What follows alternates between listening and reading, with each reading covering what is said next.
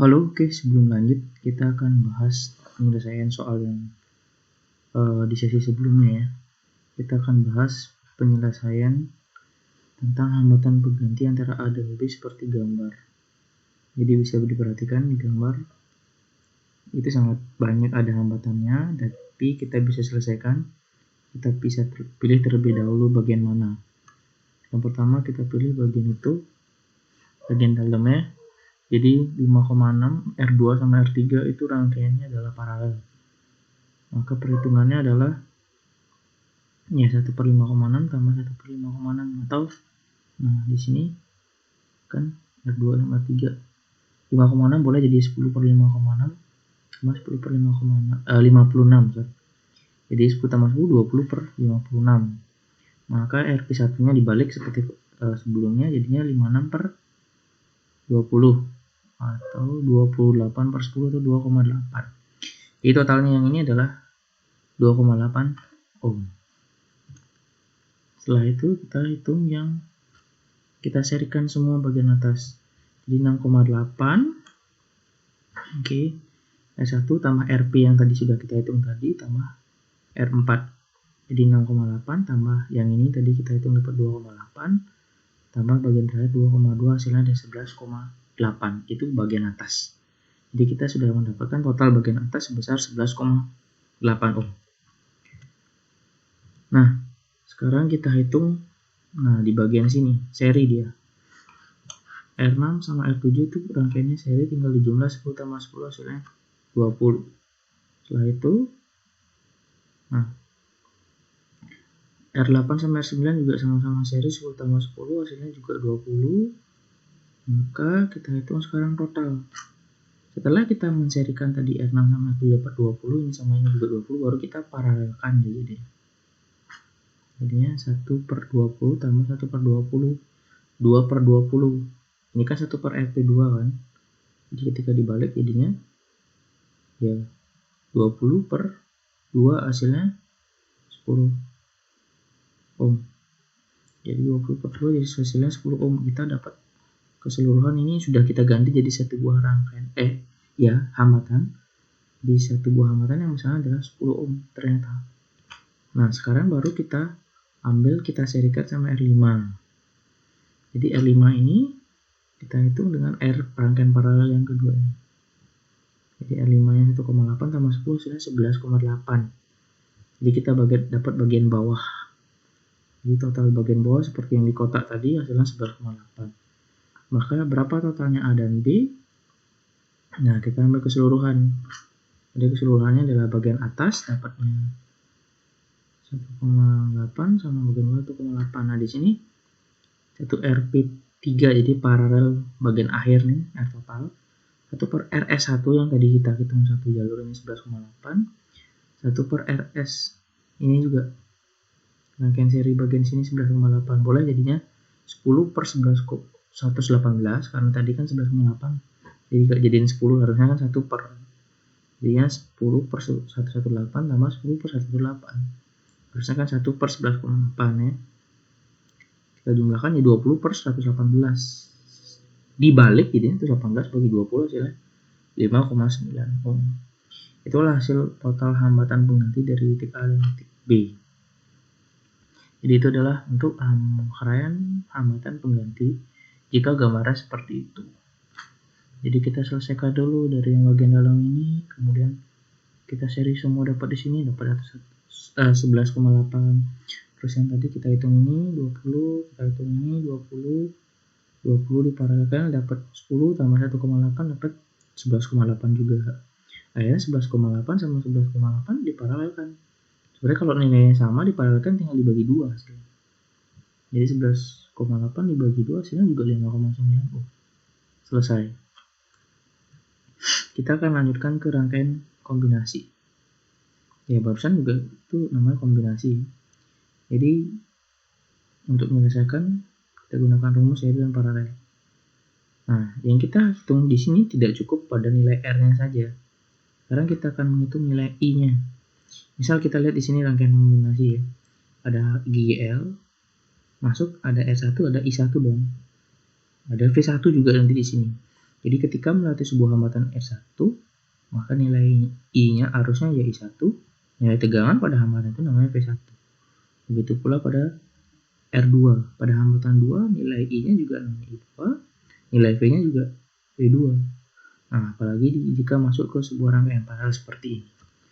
Kita akan coba lihat analisanya dulu. Misalnya seperti ini. Persamaannya mungkin. Bagaimana kita menyelesaikan? Pertama kita hitung dulu, tergantung diketahui sebenarnya. Tapi kalau kita mulai untuk mencari total terlebih dahulu, kita cari R total. Nah, pertama kita hitung dulu. R total berarti kita harus mulai dari bagian yang paralel. Kita paralelkan dulu R3, R4, R5-nya. Jadi RP sama dengan 1 per R3 tambah 1 per R4 tambah 1 per R5. Setelah dapat paralel baru nanti diserikan. Nah, kalau tadi kan paralel bagian ini, baru kita ambil bagian yang lebih luas lagi, kita serikan. Jadi RS atau R totalnya adalah S1 tambah R2 tambah RP yang sudah kita hitung. Itulah R total. Nah, dari sini kita dapat yang berwarna hijau itu adalah untuk I kuat arus. Ini I, ini juga I karena seri pasti nilainya sama kan? Jadi I di sini sama I di sini nilainya sama karena seri. Nah, disinilah ada percabangan. Ada percabangan. Kita udah bahas di video sebelumnya tentang I, hukum Kirchhoff 1 kalau masuk percabangan ya kan? I masuk sama dengan I keluar. I di sini I biasa, kemudian masuk pecah menjadi I3, I4 dan 5. Jadi ya udah berarti I sama dengan I3 tambah I4 tambah I5. Jadi ketika dijumlahkan totalnya harus sama dengan I. Jadi I masuk, kalau masuknya 10 keluaran juga harus 10 gitu misalnya. Nah, bagian yang kita lingkari merah muda VAB. Titik AB di sini hanya ada R1. Dan I-nya R1 adalah I. Maka V sama dengan I kali R. I-nya di sini berapa, R1-nya berapa? Dapatlah kita V AB atau V1. Bisa. Itulah hukum Ohm. Nah, sekarang bagian kotak pada R2. BC dia. VBC berarti I-nya ya apa di sini karena seri juga I-nya pasti sama nih. I di R1 dan I di R2 itu sama karena seri.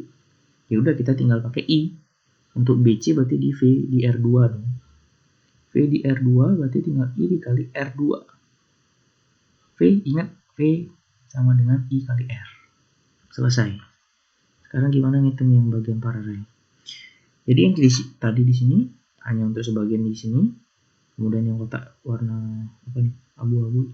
Ini bagian sini. Nah, sekarang yang bagian coklat sini, coklat muda di sini. Hitungnya keseluruhan dulu. Kita hitung paralelnya dulu. Titik C sama D. Titik C sama D. Jadi keseluruhan hitungannya. Kita hitung untuk V paralel total, semua yang dalam susunan paralel R3, R4, R5 itu sama dengan I karena masuknya di sini semuanya adalah I. Kalau kita jumlahkan I3, I4, dan 5 ya totalnya I kan. Jadi yang kita hitung adalah kita gunakan I dikali dengan RP. Rangkaian paralel juga totalnya di sini. Maka V untuk nilai rangkaian paralel adalah atau VCD sama dengan I total kali R paralel.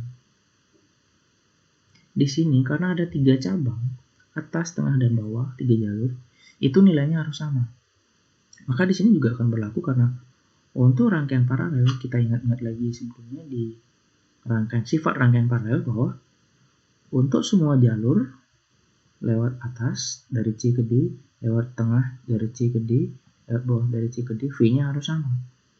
Maka dapatlah rumus bahwa V untuk C ke D itu sama dengan I kali RP total, itu nilainya sama dengan kalau lewat atas kan ada I3 kali R3, itu kan V juga I kali RV.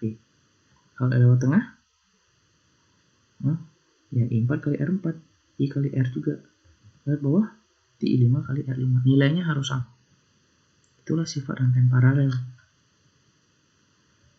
Jadi ini resume, rangkumannya. Ini rangkuman yang tadi sudah kita bahas. Jadi masing-masing akan memiliki nilai dia. Ini contohnya. Jadi kalau tadi hanya variabel, kita pakai contoh angka biar lebih jelas. Nah, contoh soal di sini ada sebuah baterai 6 volt. Oke. Yang pertama harus kita cari R total dulu. R totalnya adalah kita hitung paralel dulu, 1 per R2. Ini R2, ini R3 ya kan? 1 per R2 tambah 1 per R3. 1/3 tambah 1 per 6 hasilnya. 2 tambah 1, 3, jadi 6. Kalau ini kan 2 per 6 tambah 1 per 6, 3 per 6. Ini 1 per RP, kemudian dibalik jadi 6 per 3 hasilnya 2. Jadi yang sini semuanya nilainya 2. R totalnya berapa? Tinggal ditambah. Jadi di sini kita dapat 1 ditambah hasilnya di sini 2. Ya kan? R1-nya 1, RP-nya di sini adalah 2. Hasilnya adalah 3, dapat R total. I total adalah besarnya V total dibagi R total. Selalu hukum Ohm. V sama dengan I kali R, I sama dengan V per R. V totalnya 6 volt per R totalnya 3. Hasilnya 2 ampere. Jadi I yang mengalir di bagian sini itu adalah 2 ampere. Ingat, I total itu sama dengan I1, I yang lewat pada muatan 1, kemudian pada nilai paralel juga yang masuk. Ini sederhananya. Oke, jadi di sini yang mengalir adalah 2 ampere. Nanti dia akan masuk jadi kedua cabang. Bagian cabang sini akan terpecahlah dia si 2 ampere sama bagian cabang bawah. Jadi karena nilai R-nya beda pasti nggak dibagi ini satu enggak.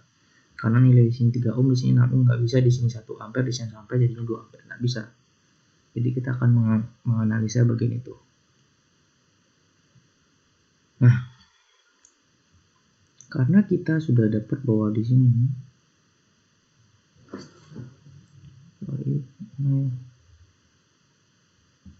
karena kita sudah dapat jalur sini,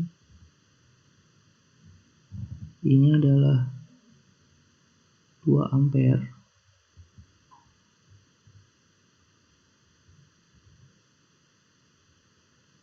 Nah, kita bisa menghitung V1.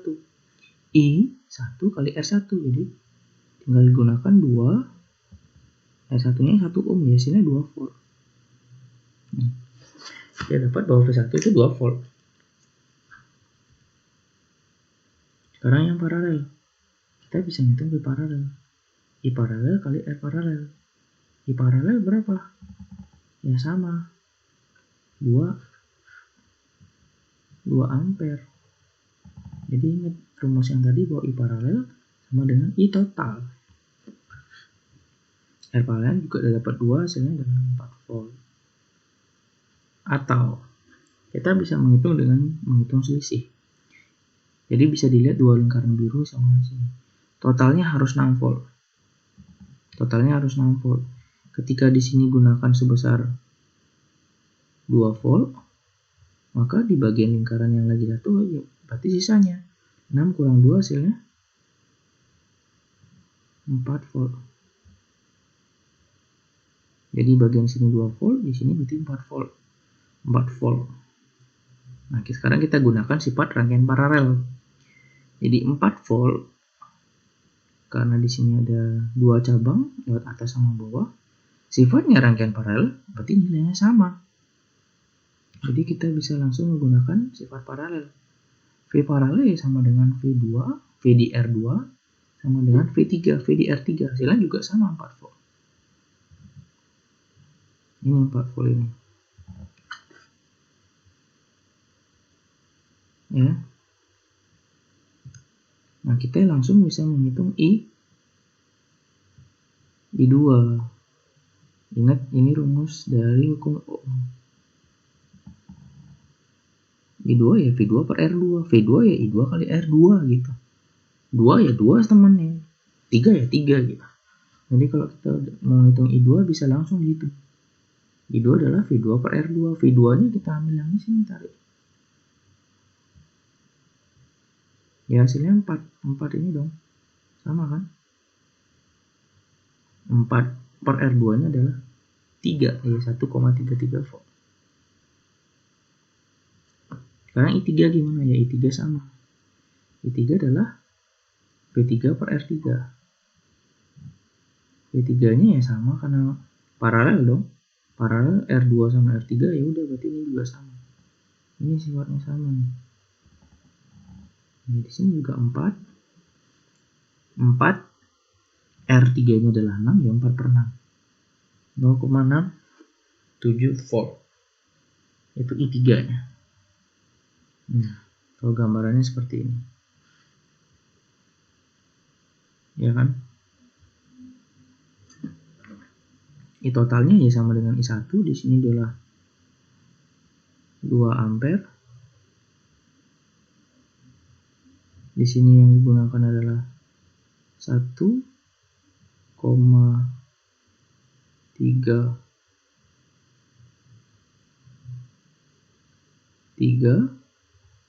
Nah, di sini 0,67.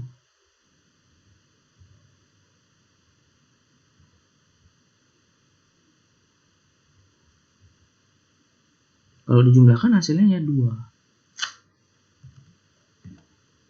Ya. Jadi I2 tambah I3 hasilnya ya 2. Ini 3 kita jumlahkan ini.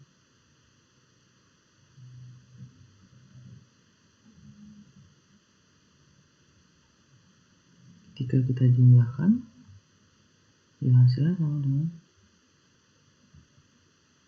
2 ampere. Sifatnya adalah I total sama dengan I1 karena I1 bagian luar. Sama dengan IP sama dengan I2 tambah 3. Oke, coba kalian gunakan cara yang tadi untuk menghitung beberapa pertanyaan di sini. Coba hitung R totalnya di sini berapa? Ada baterai 18 volt, ada I di sini kan. Nah, ini anggap aja tugas per 1. Tugas nomor 1. Ada baterai 18 volt, ada arus mau masuk ke sini. Sini kan ada arus dong.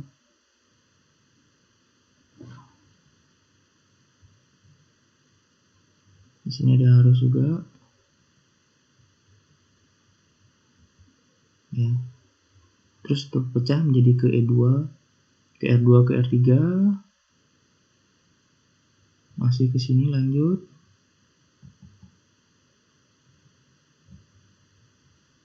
Nah, dia keluar di titik C.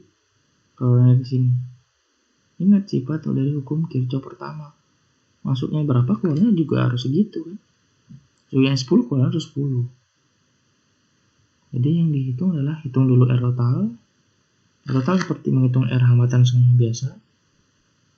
Kemudian hitung V4, hitung I2, dan hitung V3.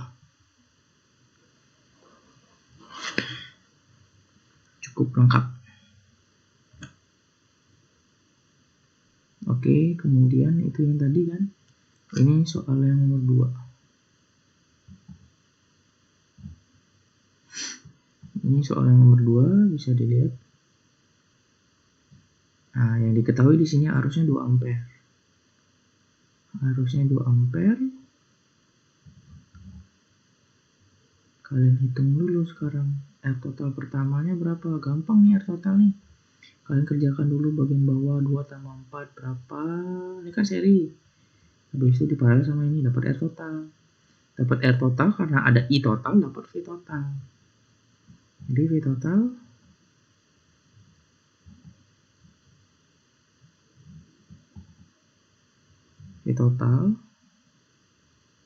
sama dengan apa?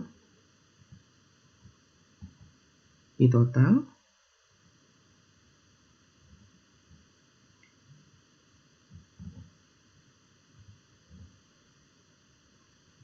dikali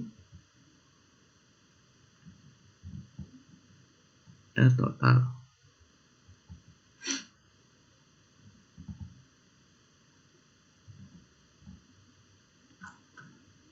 I2, bagaimana hitung I2? I2 ya I yang lewat sini kan. Ini masuk sini.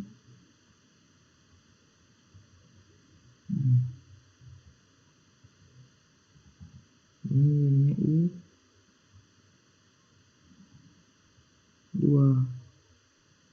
V3 ya, V3 berarti uang sini, bagian sini ada V3, berarti harus tahu I3 dulu. Jadi seperti apa. Oke, itu untuk latihannya. Kita akan belajar lanjut sedikit tentang hambatan dalam. Hambatan dalam itu adalah hambatan. Itu kan hambatan luar, kalau warna coklat itu hambatan luar namanya. Kalau hambatan dalam, di sini ada di elemen baterai. Jadi baterainya punya hambatan. Jadi baterainya ada nilai hambatannya dia. Karena ya setiap benda sebenarnya memiliki nilai hambatan. Bahkan sumber tegangan pun memiliki nilai hambatan. Jadi kalau dilukiskan sedikit, dibuka baterainya, maka gambar yang tadi begini jadi gambarnya begini. Seolah-olah ada hambatan kecil. Ini dia R kecil. Ini namanya hambatan dalam yang berupa ini dia. Jadi sebenarnya nempel di baterai, ada di dalam baterai, cuma tidak digambarkan. Jadi posisinya seolah-olah seperti itu. Namanya hambatan dalam. Nah, hambatannya ya tinggal ini, R1 sama R kecil ini ya seri dia. Kalau mau ditotalkan tinggal di seri ya udah dijumlah. R besar tambah R kecil. Jadi untuk menghitung GGL ya, GGL itu V ya, ini namanya GGL. Satuannya sama, volt.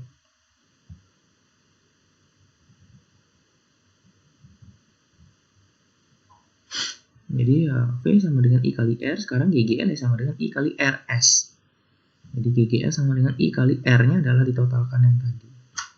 Ya, tidak ada perbedaan, hanya saja di sini ada tinggal kita jumlahkan dengan hambatan dalam gitu aja sih. Jadi nilai ada hambatan dalam, ada elemen baterai, ini GGL, volt, sama seperti V.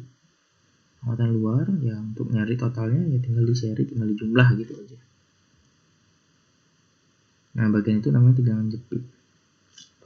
Tegangan jepit adalah tegangan voltase untuk dua titik kutub.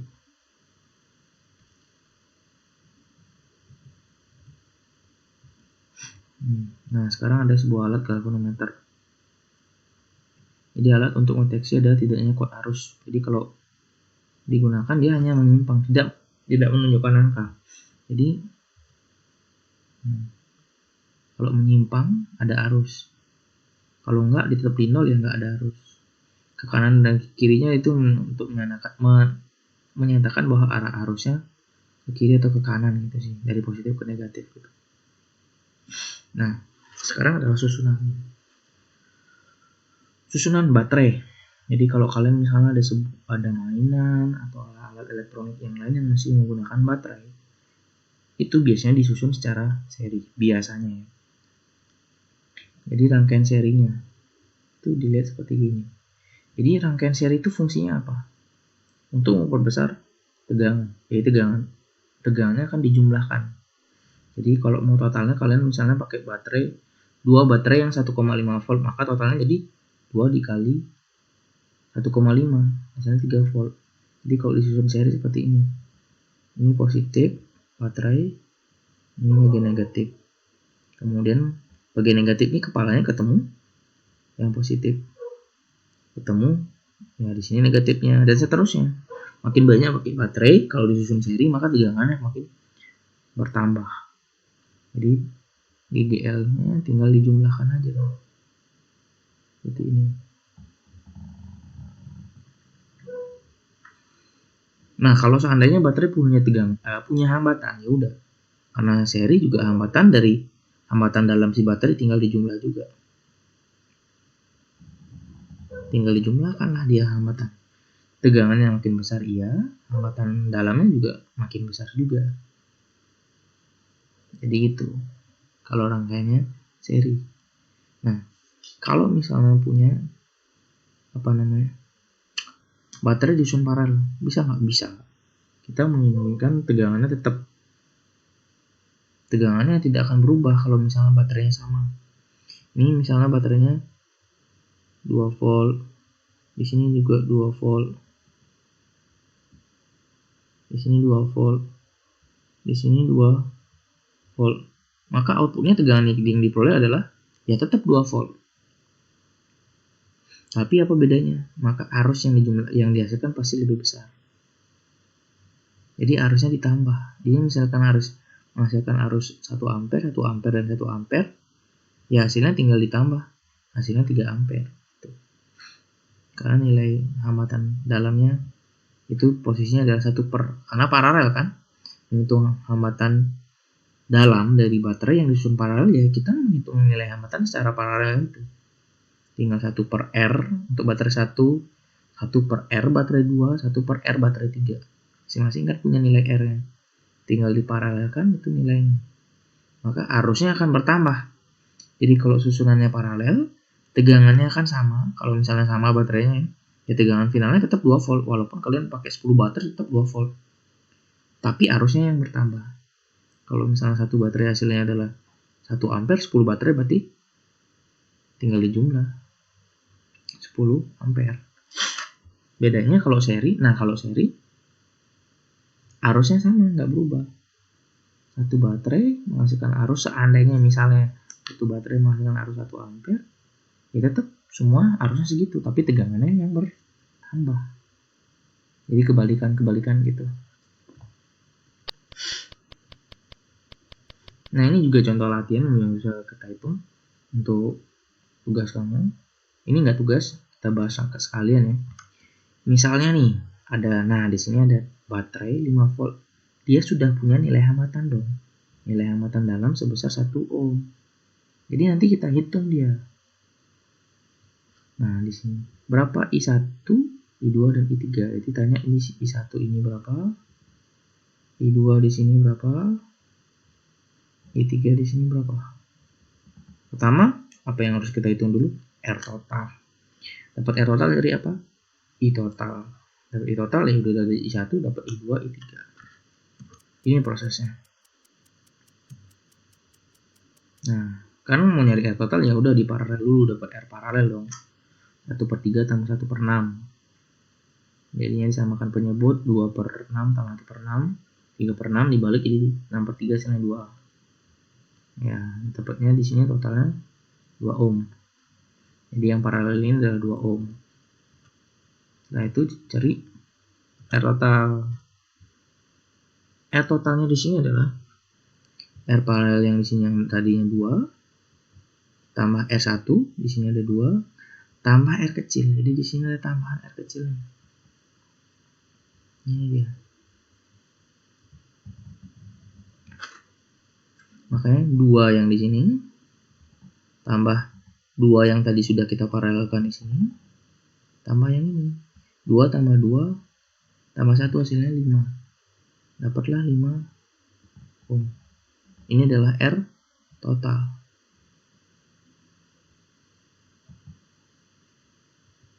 Saya singkat total. Tot gitu. Jadi itu R totalnya. Setelah itu kita ngitung I. I1 itu sama dengan I total. Kenapa? Nah, dia bagian paling luar. Jadi kita menghitung I1 itu sama dengan I total. Ini sama dengan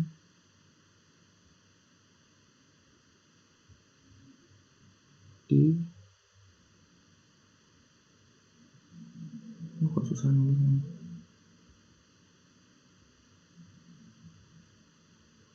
Karena posisinya seri, jadi I1 di sini berapapun dia pasti nilai sama. Maka kita gunakan YGL 5 volt dibagi RS yang tadi sini.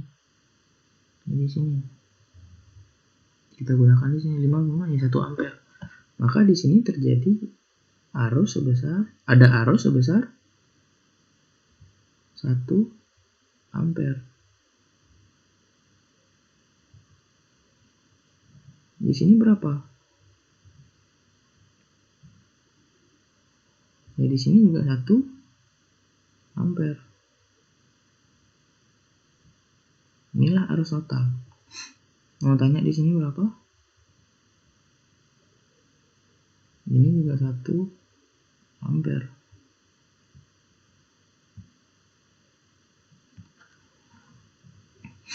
Setelah dapat I1, sekarang kita cari I2 dan I3. Nah, titik AB untuk membantu bagian paralelnya. VAB. Saya clear dulu. Nah, VAB di sini kita gunakan I1 atau I total kali RS. Bukan RS ini, tapi RP dong.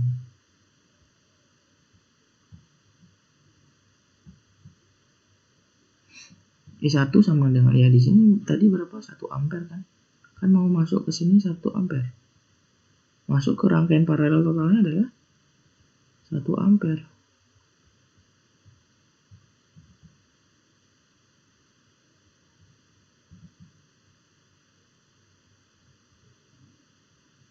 Maka kita gunakan adalah 1 dikali R paralelnya 2. Hasilnya 2 volt. Ini adalah V paralel. V paralel total.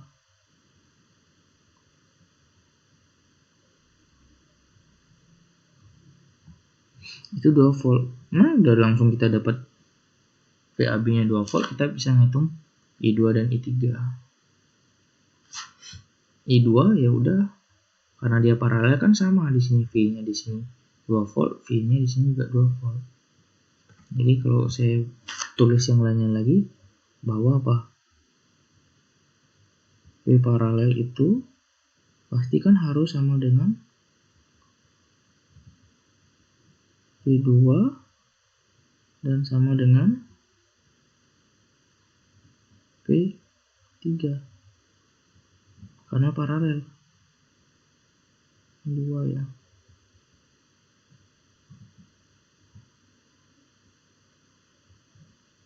Kok kayak 1?